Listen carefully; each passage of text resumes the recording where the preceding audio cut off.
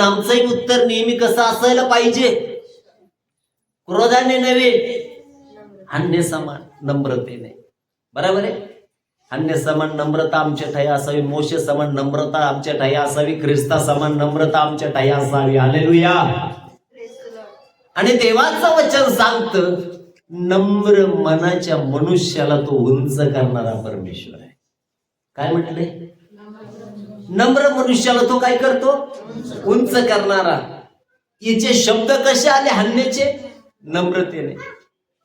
मोशेचं जीवनाबद्दल काय म्हटलंय? तो पृथ्वी तलावर सर्वात काय होता? त्याचा परिणाम काय झाला? परमेश्वराने त्याला उंच केलं. बरोबर ना? आमचा प्रभू घोड्यावर नव्हे तर कशावर बसून आला? गाढवावर बसून आला. कारण गाढव देखील कशाचं प्रतीक आहे? नम्रतेचं. बरोबर ना? नम्रतेचं प्रतीक आहे. आणि आमचा प्रभू सौम्य आहे, तो नम्र आहे, तो गाढवावर बसून आला. हालेलुया. म्हणून नम्र जनांना प्रभू काय करतो? उंच करतो. इथं हन्नेने नम्रता दाखवली.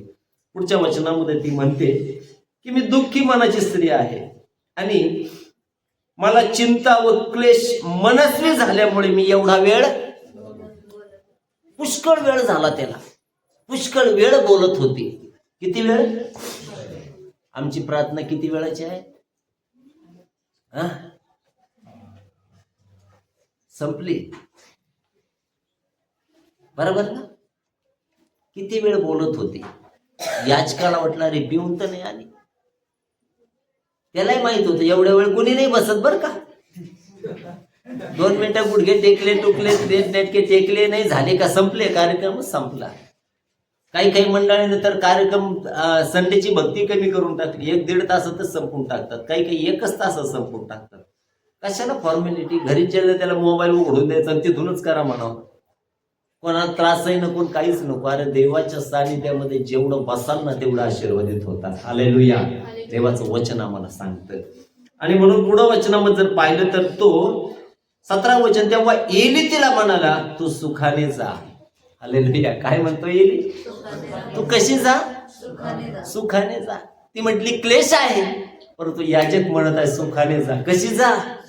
कारण तो देव आमच्या अश्रू पुसून आम्हाला सुख देणारा परमेश्वर. पुढे देवाच्या वचनामध्ये म्हटलंय, इस्रायलच्या देवाकडे जे मागणे तू केले आहे ते तो. ती म्हणाली आपल्या दासीवर आपली कृपादृष्टी व्हावं. मग त्या स्त्रीने परत जाऊन अन्न सेवन केले व त्यानंतर तिचा, हालेलुया. ज्यावेळेस देवाकडे आम्ही मागतो ना, त्याच्यामध्ये विश्वास असायला पाहिजे, तो मला देणार आहे. काय विश्वास असायला पाहिजे?